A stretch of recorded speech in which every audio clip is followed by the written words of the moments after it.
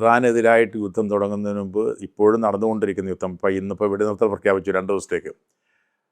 റഷ്യയും ഉക്രൈനും തമ്മിൽ നടന്നുകൊണ്ടിരുന്ന യുദ്ധമാണ്.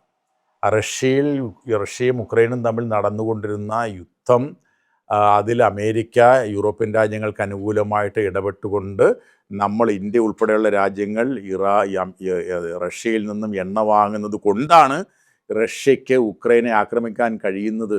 അതുകൊണ്ട് ഈ യുദ്ധം ഇറാൻ്റെ യുദ്ധമാണെന്ന് വരെ അമേരിക്കയുടെ വ്യാപാര സെക്രട്ടറി പ്രഖ്യാപിച്ചു. അതുകൊണ്ട് എന്ത് ചെയ്തു, നിങ്ങൾ ഈ ഇന്ത്യ എന്ന് പറയുന്ന രാജ്യം റഷ്യ എന്ന് പറയുന്ന രാജ്യത്തിൻ്റെ കയ്യിൽ നിന്ന് എണ്ണ വാങ്ങാൻ പാടില്ല, നിങ്ങൾ നിർത്തണം. അപ്പം നമ്മൾ നിർത്താതിരുന്നപ്പോൾ നമുക്കെതിരെ അവർ 25% പിഴച്ചുങ്കം പ്രഖ്യാപിച്ചു. അതുകൊണ്ട് നമ്മൾ എണ്ണ വാങ്ങൽ നിർത്തി. ഇപ്പോൾ യുദ്ധം തുടങ്ങിയതിന് ശേഷം എന്താ സംഭവിച്ചത്? യുദ്ധം തുടങ്ങിയതിന് ശേഷം ആഗോള വിപണിയിൽ എണ്ണ വില ക്രമാധികമായി വർദ്ധിച്ചു. അത് $200 വരെ പോകുന്ന അവസ്ഥയിലേക്ക് വന്നു. ഇന്ത്യ ഉൾപ്പെടെയുള്ള രാജ്യങ്ങൾ ഗ്യാസിൻ്റെ ക്ഷാമം, ഇന്ധനക്ഷാമം നേരിടുന്ന അവസ്ഥയിലേക്ക്, ഇപ്പോഴും നമ്മൾ ആ ഇന്ധനക്ഷാമം നേരിട്ടുകൊണ്ടിരിക്കുകയാണ്, നമുക്കെല്ലാവർക്കും അറിയാം. അപ്പോൾ അങ്ങനെ ഒരു അവസ്ഥയിലേക്ക് അമേരിക്ക ഉൾപ്പെടെ ലോകത്തിൻ്റെ വിവിധ ഭാഗങ്ങൾ പോയപ്പോൾ ട്രംപ് എന്താ പറഞ്ഞത്? ട്രംപ് പറഞ്ഞു, നിങ്ങൾക്ക് റഷ്യയുടെ കയ്യിൽ നിന്ന് എണ്ണ വാങ്ങാം. അതായത് നമ്മൾ എണ്ണ വാങ്ങരുത്, എണ്ണ വാങ്ങുന്നത് റഷ്യ ഉക്രൈനെതിരായിട്ടുള്ള ആക്രമണത്തിന് ഉപയോഗിക്കുന്നു എന്ന് പറഞ്ഞ് നമുക്കെതിരെ പിഴച്ചുങ്കം ചുമത്തിയ അമേരിക്കൻ ഭരണകൂടം നമ്മളെ എണ്ണ വാങ്ങാൻ അനുവദിച്ചു. അത് മാത്രമാണോ, അവർ ഈ എല്ലാ തരത്തിലുള്ള ഉപരോധങ്ങളും പ്രഖ്യാപിച്ചിരുന്ന ഇറാൻ്റെ എണ്ണ കൂടി ഇന്ത്യക്ക് വാങ്ങാമെന്ന് പറഞ്ഞു. അതായത് കപ്പലിൽ കിടക്കുന്ന ഈ ഇറാൻ്റെ എണ്ണയുമായി പോയ കപ്പലുകൾ കടലിൽ കിടക്കുന്ന ആ എണ്ണ കൂടി ഈ ഇന്ത്യ ഉൾപ്പെടെയുള്ള രാജ്യങ്ങൾക്ക് വാങ്ങിച്ചോളാം എന്ന് പറഞ്ഞു. അവർക്ക് ഇറാന് അതിൻ്റെ കാശും കിട്ടി. ഇപ്പോൾ ഇറാൻ എണ്ണ നൽകുന്നുണ്ട്, റഷ്യയിൽ നല്ല രീതിയിൽ നമ്മൾ എണ്ണ വീണ്ടും വാങ്ങാൻ തുടങ്ങിയിട്ടുണ്ട്. എന്താ എൻ്റെ ഗുണം? എന്താ? ആർക്കാ ഗുണം? ഈ യുദ്ധം തുടങ്ങിയപ്പോൾ അതുകൊണ്ടുള്ള നേരിട്ട് ഗുണമുണ്ടായ രാജ്യം ഒന്ന് റഷ്യയും മറ്റൊന്ന് ചൈനയാണ്. നമുക്കെല്ലാവർക്കും അറിയാവുന്നൊരു കാര്യം, റഷ്യയുടെയും ചൈനയുടെയും പിന്തുണ ഇറാന് നല്ല രീതിയിൽ അതിശക്തമായി ലഭിക്കുന്നുണ്ട്. ഏതൊക്കെ രംഗത്ത്? Military intelligence. ഈ അമേരിക്കയുടെയും ഇസ്രായേലിൻ്റെയും ഒക്കെ സൈനിക നീക്കങ്ങളെയും സുപ്രധാന കേന്ദ്രങ്ങളെയും കുറിച്ചുള്ള ശരിയായിട്ടുള്ള വിവരങ്ങൾ നൽകുന്നത് ചൈനയുടെ മിലിറ്ററി ഇൻ്റലിജൻസ് ആണ്, റഷ്യയുടെ മിലിറ്ററി ഇൻ്റലിജൻസ് ആണ്. റഷ്യ അവർക്ക് സൈനികമായി വലിയ സഹായം ചെയ്യാൻ കഴിയുന്നില്ലെങ്കിലും സൈനിക ഘടകങ്ങൾ കൊടുത്തുകൊണ്ട് ഇറാനെ സഹായിക്കുന്നുണ്ട്. ചൈന നല്ല രീതിയിൽ ഈ ആയുധത്തിൻ്റെ ഘടകങ്ങൾ കൊടുത്തുകൊണ്ട് ഇറാനെ സഹായിക്കുന്നുണ്ട്. അതുകൊണ്ടാണ് അതുപോലെ തന്നെ എണ്ണ വാങ്ങുന്ന നല്ല രീതിയിൽ എണ്ണ വാങ്ങിച്ചുകൊണ്ടിരുന്ന രാജ്യമാണ് ചൈന. അപ്പോൾ ഈ തരത്തിൽ സാമ്പത്തികമായും സൈനികമായും യുദ്ധതന്ത്രപരമായും രാഷ്ട്രീയമായും എല്ലാം ഈ ഇറാൻ എന്ന് പറയുന്ന രാജ്യത്തെ താങ്ങി നിർത്തുന്നത് റഷ്യയും ചൈനയുമാണ് എന്നുള്ളതിന് സംശയമില്ല. എന്ന് മാത്രമല്ല, റഷ്യയും ചൈനയും വളരെ സന്തോഷത്തോടെ ഇരിക്കുകയാണ്. കാരണം എന്താ, യുക്രൈനെതിരെ എന്ത് തരത്തിലുള്ള യുദ്ധം നടത്താനും റഷ്യയ്ക്ക് ഇപ്പോൾ ഒരു ബുദ്ധിമുട്ടില്ല. കാരണം ഇപ്പോൾ ആരും ആ മേഖല ശ്രദ്ധിക്കുന്നില്ല, അതുകൊണ്ട് അവർക്ക് യുദ്ധം നടത്താം. മറ്റൊന്ന്, ചൈനയ്ക്ക് വളരെ സന്തോഷമാണ്. കാരണം സൈനികമായി അമേരിക്ക ദുർബലമാകുന്നത് ചൈനയെ സംബന്ധിച്ചിടത്തോളം വളരെ സന്തോഷമുള്ള കാര്യമാണ്. എന്ന് മാത്രമല്ല, വെനസ്വേലയിൽ അമേരിക്ക ഇടപെടുന്നു, ഇറാനിൽ അമേരിക്ക ഇടപെടുന്നു. അപ്പോൾ സ്വാഭാവികമായിട്ടും ചൈനയ്ക്ക് വേണമെങ്കിൽ തായ്വാനിൽ ഇടപെടുന്നതിന് യാതൊരു പ്രശ്നമില്ല, ആരും അതിനെ എതിർക്കില്ല. കാരണം ലോകത്തൊരു തത്വമായി ഇത് മാറിക്കഴിഞ്ഞാൽ ചൈനയ്ക്ക് അത് ഇടപെട്ട് പിടിച്ചുകൊണ്ട് പോകുന്നതിന് യാതൊരു പ്രശ്നമില്ല, ആരും ഉന്നയിക്കത്തില്ല. അപ്പോൾ ഇതാണ് ഈ തരത്തിലുള്ള രാഷ്ട്രീയം രൂപപ്പെട്ട് വരുമ്പോൾ സ്വാഭാവികമായിട്ടും ചൈനയ്ക്കും റഷ്യയ്ക്കും വളരെയധികം സന്തോഷമുണ്ട്. രാഷ്ട്രീയമായി അവർക്ക് മേൽക്കൈ ലഭിക്കുന്നു. എന്ന് മാത്രമല്ല, ലോകത്ത് ഒരു രാജ്യത്തിനും അമേരിക്ക എന്ന് പറയുന്ന രാജ്യത്തെ, ട്രംപ് നിലനിൽക്കുന്നിടത്തോളം കാലം അമേരിക്ക എന്ന് പറയുന്ന രാജ്യത്തെ വിശ്വസിക്കാൻ കൊള്ളുന്ന രാജ്യമല്ല എന്ന് തെളിഞ്ഞിരിക്കുന്നു. അതുകൊണ്ടാണല്ലോ അമേരിക്കയുടെ സൈനിക കുടക്കീഴിൽ നിൽക്കുന്ന ഈ പശ്ചിമേഷ്യയിലെ സൗദി അറേബ്യ ഉൾപ്പെടെയുള്ള രാജ്യങ്ങൾ ഈ സൗദി അറേബ്യയും പാകിസ്ഥാനുമായിട്ട് ചേർന്നൊരു കരാർ വരെ ഉണ്ടാക്കി. എന്താ അവർ പറഞ്ഞത്? ഈ സൗദി അറേബ്യ എന്തെങ്കിലും ഒരു പ്രതിസന്ധി നേരിട്ടാൽ ഞങ്ങളുടെ ആണവായുധം ഉൾപ്പെടെ, ആണവ സംരക്ഷണം ഉൾപ്പെടെ സൗദി അറേബ്യയ്ക്ക് കൊടുക്കും എന്ന അവസ്ഥയിലേക്ക് പോയതുകൊണ്ടാണ് അമേരിക്കയെ വിശ്വസിക്കാൻ കഴിയില്ല എന്ന് സൗദി അറേബ്യ തിരിച്ചറിഞ്ഞതുകൊണ്ടാണ്. എന്ന് മാത്രമല്ല, ഈ പശ്ചിമേഷ്യൻ രാജ്യങ്ങളിലെല്ലാം ചൈനയുടെ സ്വാധീനവും ചൈനയെ വിശ്വസിക്കാൻ കൊള്ളാവുന്ന രാജ്യവുമാണ് എന്ന തരത്തിലേക്ക് കാര്യങ്ങൾ വരും എന്നുള്ളതുകൊണ്ട് ചൈനയുടെയും റഷ്യയുടെയും ഈ ഗ്രാഫ് മുകളിലേക്ക് പോകും പശ്ചിമേഷ്യയിലെങ്കിലും എന്നുള്ള കാര്യത്തിൽ യാതൊരു സംശയമില്ല.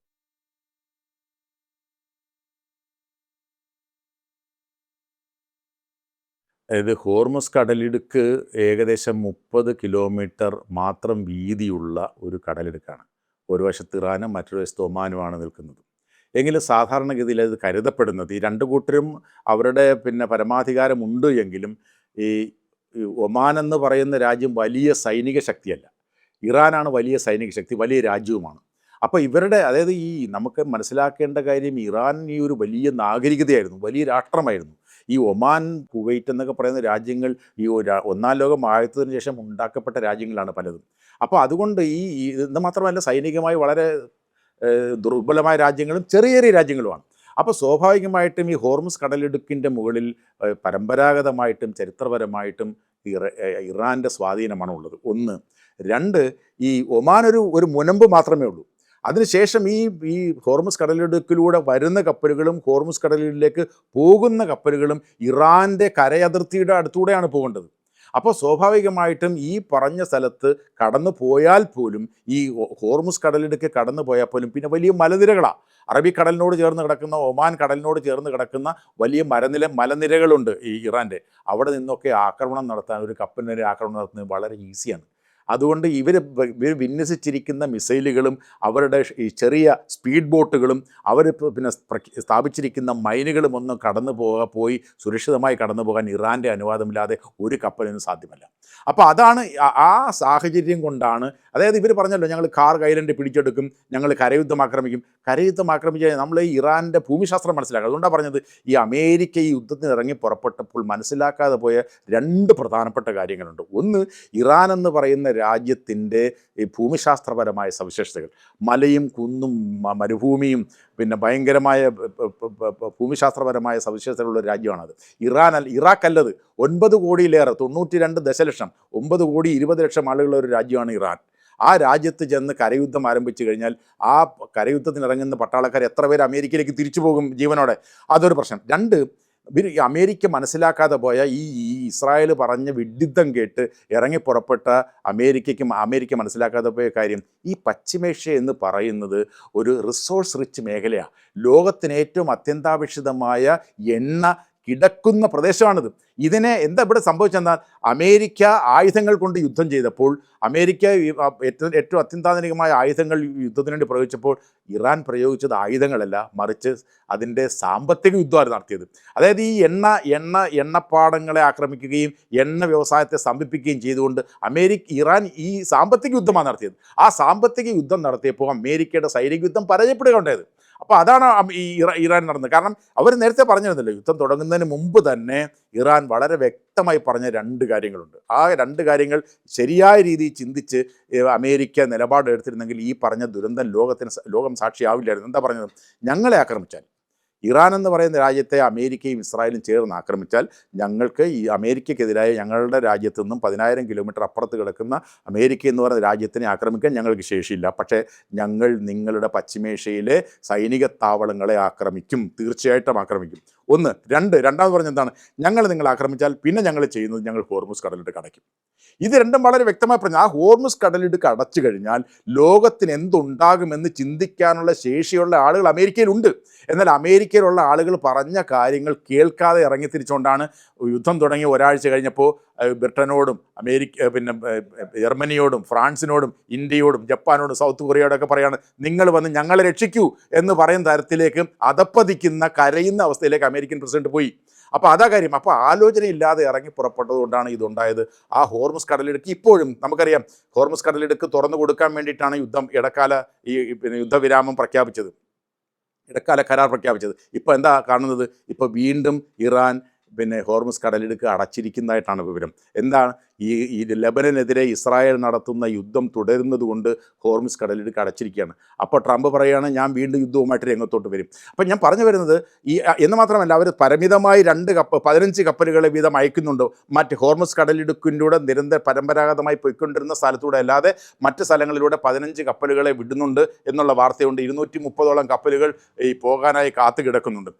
അപ്പോൾ അങ്ങനെ അവർ പറഞ്ഞ കാര്യം, ഈ പഴയ സ്ഥലത്തൂടെ പോയാൽ ഞങ്ങൾ മൈനുകൾ വിതറിയിട്ടുണ്ട്, ആ മൈനുകൾ വിതറിയിട്ടുള്ള സ്ഥലത്തൂടെ പോയാൽ അപകടമാണ്, അതുകൊണ്ട് ഇപ്പോൾ അതിലൂടെ പോകാൻ പറ്റും. കാരണം അവർക്കറിയാം ഇത് വീണ്ടും ട്രംപ് വീണ്ടും ഈ യുദ്ധവുമായിട്ട് പിന്നാലെ വരാനുള്ള സാധ്യതയുണ്ട് എന്ന് തിരിച്ചറിഞ്ഞത് കൊണ്ടാണ് അവർ അതിനുള്ള തയ്യാറെടുപ്പ് നടത്തിയിരിക്കുന്നത്. തീർച്ചയായിട്ടും ഈ ഹോർമുസ് കടലിടുക്ക് എന്ന് പറയുന്ന കടലിടുക്ക് കൊണ്ടാണ് നമ്മൾ പറയുമല്ലോ ചില മഹാഭാരതത്തിൽ ശിഖണ്ഡിയെ മുന്നിൽ നിർത്തിക്കൊണ്ട് ഭീഷ്മാചാര്യർക്കെതിരായിട്ട് യുദ്ധം നടത്തിയെന്നൊക്കെ പറയുന്ന പോലെ ഹോർമുസ് കടലിടുക്കിനെ മുന്നിൽ നിർത്തിക്കൊണ്ടാണ് അമേരിക്കയ്ക്കെതിരായും ഇസ്രായേലിനെതിരായും ഈ ഇറാൻ യുദ്ധം നടന്നത്. അത് അവരെ ആ ഒരു തലത്തിലേക്ക് വലിച്ചിഴച്ചതാണെന്നുള്ള കാര്യത്തിൽ സംശയമില്ല. പാം ബോണ്ടി എന്ന് പറയുന്ന അറ്റോർണി ജനറലിനെ അമേരിക്കൻ പ്രസിഡന്റ് പുറത്താക്കി. അത് ഈ എപ്സ്റ്റീൻ ഫയലുകൾ പിന്നെ പുറത്തു വിടുന്നതുമായി ബന്ധപ്പെട്ട് അവരുടെ ഇടപെടൽ ഇദ്ദേഹം ആഗ്രഹിച്ച തരത്തിൽ ഉണ്ടായില്ല എന്നുള്ളതിൻ്റെ പേരിലാണ് അവരെ പുറത്താക്കിയതെന്നാണ് അറിയപ്പെടുന്നത്. അതാണ് ഒരു പ്രധാനപ്പെട്ട കാര്യം. 2 യുദ്ധം തുടങ്ങിയത് തന്നെ, അതായത് ലോക ശ്രദ്ധ ഈ എപ്സ്റ്റീൻ ഫയലിലുമായി ബന്ധപ്പെട്ട് ട്രംപിനെതിരായിട്ട് ഉയർന്നു വരുന്ന അതിശക്തമായ ആരോപണങ്ങൾ അമേരിക്കയിൽ ഉയർന്നു വരുന്നുണ്ട്, പ്രചാരണങ്ങൾ നടക്കുന്നുണ്ട്. അപ്പോൾ അതിൽ നിന്നും ശ്രദ്ധ തിരിക്കുന്നതിന് വേണ്ടിയിട്ടാണ് ജനുവരി 3-ാം തീയതി വെനസ്വേലയുടെ പ്രസിഡൻറ്റിനെയും കൂടെ ഭാര്യയും അവിടെ അനധികൃതമായി ആ രാജ്യത്ത് കടന്നു കയറി അമേരിക്കൻ പട്ടാളം പിടിച്ചുകൊണ്ട് വന്നത്. 2 ഫെബ്രുവരി മാസം 28-ാം തീയതി യാതൊരു കാരണവുമില്ലാതെ പിന്നെ ഒരു രാജ്യത്തിനെതിരെ ഇറാൻ യുദ്ധം ചെയ്യാതിരിക്കെ ഇറാനിൽ അമേരിക്ക ഇടപെട്ടത് എപ്സ്റ്റീൻ ഫയലിൻ്റെ ഈ ട്രംപിനുള്ള ഇന്നിപ്പോൾ അദ്ദേഹത്തിൻ്റെ ഭാര്യ മെലാനിയ ട്രംപ് പറഞ്ഞിട്ടുണ്ട്, എനിക്ക് അദ്ദേഹത്തെ പരിചയമുണ്ട്, പക്ഷേ അദ്ദേഹവുമായിട്ട് വേറെ ഇടപാടുകളൊന്നുമില്ല, ഞാൻ അദ്ദേഹത്തെ കണ്ടിട്ടുണ്ട്, പരിചയപ്പെട്ടിട്ടുണ്ട് എന്നുള്ള തരത്തിലുള്ള പ്രസ്താവന ഇന്ന് മെലാനിയ ട്രംപിൻ്റേതായിട്ട് വന്നിട്ടുണ്ട്. ഞാൻ പറഞ്ഞു വരുന്നത്, അമേരിക്കൻ ഭരണകൂടത്തിലുള്ള ആളുകളുമായിട്ടെല്ലാം അതിശക്തമായ ബന്ധം പുലർത്തിയിരുന്ന വ്യക്തിയാണ് എപ്സ്റ്റീൻ എന്നുള്ള കാര്യത്തിൽ യാതൊരു സംശയമില്ല. അദ്ദേഹവുമായിട്ടുള്ള നമുക്കെല്ലാവർക്കും അറിയാം, ഈ എത്രയോ ലൈംഗിക അപവാദ കേസുകളിൽ പെട്ടിട്ടുള്ള ആളാണ് നേരത്തെ തന്നെ ഡൊണാൾഡ് ട്രംപ്. അദ്ദേഹവുമായിട്ട് ബന്ധപ്പെട്ട നിരവധി കുഴപ്പം പിടിച്ച ഫയലുകൾ ഉണ്ട് എന്നുള്ള ശക്തമായി അമേരിക്കൻ പൊതുസമൂഹം വിശ്വസിക്കുന്നുണ്ട്, ലോകം വിശ്വസിക്കുന്നുണ്ട്. അപ്പോൾ ഇതിൽ നിന്നൊക്കെ ശ്രദ്ധ തിരിച്ചു വിടുന്നതിന് വേണ്ടിയിട്ടാവണം തീർച്ചയായിട്ടും ഇത്തരം പിന്നെ ഈ സാഹസികതകളിലേക്ക് അദ്ദേഹം എടുത്തു ചാടി അദ്ദേഹവും അമേരിക്കയും എല്ലാം വെട്ടിലാകുന്ന തരത്തിലേക്കുള്ള കാര്യങ്ങൾ എത്തിച്ചേർന്നതെന്ന് വിശ്വസിക്കുന്നവരാണ് ലോകത്ത് കൂടുതലും. നമുക്കെല്ലാവർക്കും അറിയാം, അമേരിക്കയെ ഈ യുദ്ധത്തിലേക്ക് വലിച്ചിഴച്ച് കൊണ്ടുവന്നത് ഇസ്രായേലാണ്. ഇസ്രായേലിൻ്റെ പ്രധാനമന്ത്രി കഴിഞ്ഞ 40 വർഷമായി ശ്രമിച്ചു കൊണ്ടിരിക്കുന്ന കാര്യമാണ് ഇറാനെ ഇല്ലാതാക്കുക എന്നുള്ളത്. ആ ഇറാനെ ഇല്ലാതാക്കുന്നതിന് വേണ്ടി അദ്ദേഹം നിരന്തരമായി പറഞ്ഞുകൊണ്ടിരുന്ന കാര്യമാണ്. 1996 മുതൽ തുടങ്ങിയതാണ്. അത് 96 പറഞ്ഞത് 2 ആഴ്ചക്കുള്ളിൽ ഇറാൻ ആണവായുധം ഉണ്ടാക്കാൻ പോകുന്നു, 6 മാസത്തിനുള്ളിൽ ആണവായുധം ഉണ്ടാക്കാൻ പോകുന്നു, 1 വർഷത്തിനുള്ളിൽ ആണവായുധം ഉണ്ടാക്കാൻ പോകുന്നു. ഇതുവരെ ആണവായുധം ഉണ്ടാക്കില്ല എന്നുള്ളത് നമ്മൾ കാണണം. അപ്പോൾ അങ്ങനെ, അതായത് ഇറാൻ എന്ന് പറയുന്ന രാജ്യത്തെ 1-ാം നമ്പർ ശത്രുവായി പ്രഖ്യാപിച്ചുകൊണ്ട് അദ്ദേഹം ഇറാനെതിരായി നിരന്തരമായി നടത്തിക്കൊണ്ടിരിക്കുന്ന ക്യാമ്പയിനിൽ മുൻകാലങ്ങളിൽ ഒരു അമേരിക്കൻ പ്രസിഡന്റും വീണിട്ടില്ല എന്ന് മാത്രമല്ല, ഈ പ്രശ്നം പരിഹരിക്കുന്നതിന് വേണ്ടിയിട്ട് ബരാക് ഒബാമ പ്രസിഡൻ്റായിരുന്ന സന്ദർഭത്തിൽ ഇറാനുമായി ചർച്ചകൾ നടത്തുകയും യൂറോപ്യൻ രാജ്യങ്ങളുമായി ചേർന്ന് അമേരിക്ക ചർച്ചകൾ നടത്തുകയും ചെയ്തതിൻ്റെ ഫലമായിട്ടാണ് 2015 ഇറാൻ ആണവ കരാർ ഒപ്പിട്ടത്. ആ ആണവ കരാറിനെ അട്ടിമറിക്കാൻ വേണ്ടി എന്തെല്ലാം ചെയ്യാമോ അതെല്ലാം അമേരിക്കൻ പാർലമെൻറ്റിൽ വരെ പോയി പ്രസംഗിച്ചു ബെഞ്ചമിൻ നെതന്യാഹു ആ കരാറിനെതിരെ. അപ്പോൾ എന്നിട്ട് പോലും ബരാക് ഒബാമ അതിശക്തമായ നിലപാടെടുത്തുകൊണ്ട് ആണവ കരാർ ഉണ്ടായി. ആണവ കരാർ ഉണ്ടായതിനു ശേഷം ഇറാനെതിരായിട്ടുള്ള ഉപരോധങ്ങൾ പലതും പിൻവലിച്ചു. ഇൻസ്പെക്ടർമാർ ഇറാൻ്റെ ആണവ കേന്ദ്രങ്ങളിൽ പരിശോധന നടത്തി റിപ്പോർട്ടുകൾ എല്ലാ വർഷവും കൊടുത്തുകൊണ്ടിരുന്നു. ഒരു കുഴപ്പവുമില്ലാതെ പോയിക്കൊണ്ടിരുന്നപ്പോഴാണ് ഈ ബെഞ്ചമിൻ നെതന്യാഹുവിൻ്റെ സമ്മർദ്ദങ്ങൾക്ക് വഴങ്ങി 2017 അധികാരത്തിൽ ട്രംപ് വന്നതിന് ശേഷം 2018 ഈ കരാറിൽ നിന്ന് ട്രംപ് പിന്മാറി. നമ്മൾ കാണേണ്ട കാര്യം, ഈ ഇന്ന് കാണുന്ന യുദ്ധത്തിനും സംഘർഷത്തിലേക്കും ഇറാനെയും പശ്ചിമേഷ്യയും വലിച്ചിഴച്ചത് ഈ ബെഞ്ചമിൻ നെതന്യാഹുവിൻ്റെ സമ്മർദ്ദത്തിന് വഴങ്ങി ഈ ഇറാൻ ആണവ കരാറിൽ നിന്ന് 2018 ഈ ട്രംപ് അമേരിക്ക പിന്മാറിയതിനെ തുടർന്ന് അവർ വീണ്ടും ഇറാനെതിരെ ഉപരോധം ഏർപ്പെടുത്തി ഇറാനെ സാമ്പത്തികമായി വീണ്ടും ദുർബലപ്പെടുത്താൻ തുടങ്ങിയത് കൂടിയിട്ടാണ് എന്ന് നമ്മൾ മനസ്സിലാക്കണം.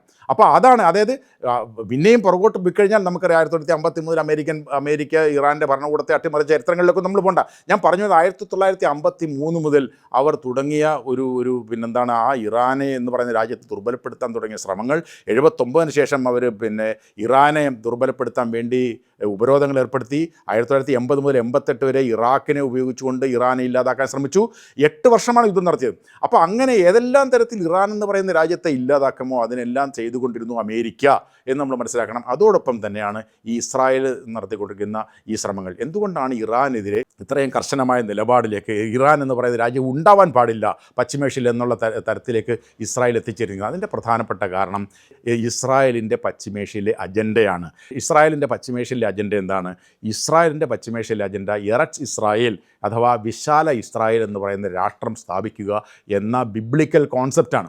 അത് എന്താണത്? അത് ഇപ്പോൾ കാണുന്ന ഇസ്രായേൽ പ്രദേശം, പലസ്തീൻ്റെ പ്രദേശം ഉൾപ്പെടെ, അതായത് ഇസ്രായേൽ, പാലസ്തീൻ്റെ Gaza, West Bank, East Jerusalem മുതലായ എല്ലാ പ്രദേശങ്ങളും, സിനായി, ഈജിപ്തിൻ്റെ ഭാഗത്തുനിന്നുള്ള സിനായി, ഗൊലാൻ ഹൈറ്റ്സ്, സിറിയയുടെ ഭാഗങ്ങൾ, ലെബനൻ്റെ ഭാഗങ്ങൾ, ഇതെല്ലാം കൂടെ ചേർത്തുള്ള വലിയ വിശാലമായ ഇസ്രായേൽ സാമ്രാജ്യം അല്ലെങ്കിൽ ഇസ്രായേൽ രാഷ്ട്രം സ്ഥാപിക്കുക എന്ന് പറയുന്ന അവരുടെ സയനിസ്റ്റ് പ്രത്യയശാസ്ത്രമാണ് ഇതിൻ്റെ എല്ലാം പിന്നിലെന്ന് നമ്മൾ കാണണം. അതുകൊണ്ടാണ് നമ്മൾ കാണേണ്ട പ്രധാനപ്പെട്ട കാര്യം, അതിന് വേണ്ടിയിട്ട് എന്തെല്ലാം കുത്തിത്തിരിപ്പുകൾ, നമ്മൾ ഈ സാധാരണ മലയാളികൾ ഇപ്പോൾ നിരന്തരം ഉപയോഗിച്ചിരിക്കുന്ന വാക്കുണ്ടല്ലോ കുത്തിത്തിരിപ്പ്, എന്തെല്ലാം കുത്തിത്തിരിപ്പുകൾ പശ്ചിമേഷ്യയിൽ നടത്താമോ അതെല്ലാം നിരന്തരമായി നടത്തിക്കൊണ്ടിരിക്കുന്ന രാജ്യമാണ് ഇസ്രായേൽ. നമുക്കെല്ലാവർക്കും അറിയാം 1970 ശേഷം 80കളിൽ ഹമാസ് എന്ന് പറയുന്ന സംഘടനയെ ഉണ്ടാക്കിയതാരാണ്? ഹമാസ് എന്ന് പറയുന്ന സംഘടനയെ ഉണ്ടാക്കി സാമ്പത്തിക സഹായം നൽകിയത് ഇസ്രായേലാണ്. അതായത് PLO, യാസർ അറാഫത്തിൻ്റെ നേതൃത്വത്തിലുള്ള പലസ്തീൻ ലിബറേഷൻ ഓർഗനൈസേഷനെ ദുർബലപ്പെടുത്താൻ വേണ്ടിയിട്ട് ഉണ്ടാക്കപ്പെട്ടതാണ് ഈ ഹമാസ് എന്ന് പറയുന്ന സംഘടന. പലസ്തീനികൾക്കെതിരായിട്ട് ഇസ്രായേൽ നടത്തിക്കൊണ്ടിരിക്കുന്ന ആക്രമണങ്ങളെ പ്രതിരോധിക്കുന്നതിന് വേണ്ടിയിട്ടാണ് ഒരു സൈനിക തീവ്രവാദ സംഘടനയായിട്ട് മാറിയത് ഹമാസ് എന്ന് പറയുന്ന സംഘടന. അത് നമ്മൾ കാണണം. എങ്ങനെ ഹെസ്ബുള്ള ഉണ്ടായത്? ഹെസ്ബുള്ള 1980-82 കാലഘട്ടത്തിൽ ഇസ്രായേൽ ലെബനൻ്റെ തെക്കൻ ഭാഗത്ത് കടന്നു കയറി നിലയുറപ്പിച്ചുകൊണ്ട് ആ രാജ്യത്തെ ജനങ്ങളെ കൊന്നൊടുക്കാൻ തുടങ്ങിയപ്പോൾ അതിനോടുള്ള പ്രതികരണം, അതിനെ തടയുന്നതിന് വേണ്ടി ഉണ്ടാക്കപ്പെട്ട ഒരു രൂപം കൊണ്ടതാണ് ഹെസ്ബുള്ള. അപ്പോൾ ആരാണ് ഹെസ്ബുള്ള ഉണ്ടാക്കാൻ സഹായിച്ചത്? ഉണ്ടാക്കാനുള്ള കാരണക്കാരൻ ഇസ്രായേലാണ്. ഞാൻ പറഞ്ഞു വരുന്നത്, ഈ തരത്തിൽ ഈ പറഞ്ഞ ഭീകര സംഘടനകൾ ഉണ്ടാകുന്നതിനുള്ള സാഹചര്യങ്ങളെല്ലാം ഉണ്ടാക്കിയത് തന്നെയും ഇസ്രായേലാണ്. എന്തുകൊണ്ട് ഇസ്രായേൽ? തീർച്ചയായിട്ടും അവരുടെ ഈ പറഞ്ഞ മനസ്സിലുള്ള ഈ നൈൽ മുതൽ യൂഫ്രട്ടിസ് വരെ ഈ പലസ്തീൻ എന്ന് പറയുന്ന ഇസ്രായേൽ എന്ന് പറയുന്ന വലിയ സാമ്രാജ്യം ഉണ്ടാവണം എന്ന ആ ഒരു യാഥാർത്ഥ്യത്തിന് നിരക്കാത്ത, ഞങ്ങൾ പറയും സെറ്റിലർ കൊളോണിയലിസം, കുടിയേറ്റ കൊളോണിയലിസം എന്ന ആശയം നടപ്പിലാക്കുന്നതിന് വേണ്ടിയിട്ടാണ് അവർ നടത്തുന്നത്. അത് തീർച്ചയായിട്ടും ഈ ലക്ഷ്യത്തിൻ്റെ ഏറ്റവും പ്രധാനപ്പെട്ട ഭാഗം എങ്ങനെ ഇറാനെ ദുർബലപ്പെടുത്താം, ഇറാനിലെ ആഭ്യന്തര കലാപങ്ങളിൽ, ആഭ്യന്തര സമരങ്ങളിൽ ഇടപെട്ടുകൊണ്ട് അതിനെ സഹായിച്ചുകൊണ്ട് ഇറാനെ ദുർബലപ്പെടുത്തി, ഇറാനിൽ ഞാൻ നേരത്തെ പറഞ്ഞ പോലെ 80% എത്തേണ്ട 90% ഷിയാകളുണ്ട്, പിന്നെ സുന്നികളുണ്ട്, ബലൂച്ചികളുണ്ട്, കുർദുകളുണ്ട്. ഈ പറഞ്ഞ വിഭാഗങ്ങൾക്കെല്ലാം ആയുധവും സമ്പത്തും നൽകി അവരുടെ ഇടയിലുള്ള ഈ പറഞ്ഞ ഈ അസംതൃപ്തികളെ പരിപോഷിപ്പിച്ചുകൊണ്ട് ആ രാജ്യത്തെ ഏറ്റവും ചുരുങ്ങിയ 4 കഷ്ണങ്ങളെങ്കിലും ആക്കി ഭിന്നിപ്പിച്ചുകൊണ്ട് ഇറാൻ്റെ ഈ ഇസ്രായേലിനെതിരായിട്ടുള്ള നിലപാടുകളെ അല്ലെങ്കിൽ ശക്തിയെ പരമാവധി ദുർബലപ്പെടുത്തുക എന്ന് പറയുന്ന രാഷ്ട്രീയ അജണ്ട ഇസ്രായേലിനുണ്ട് എന്നുകൂടി നമ്മൾ തിരിച്ചറിയണം.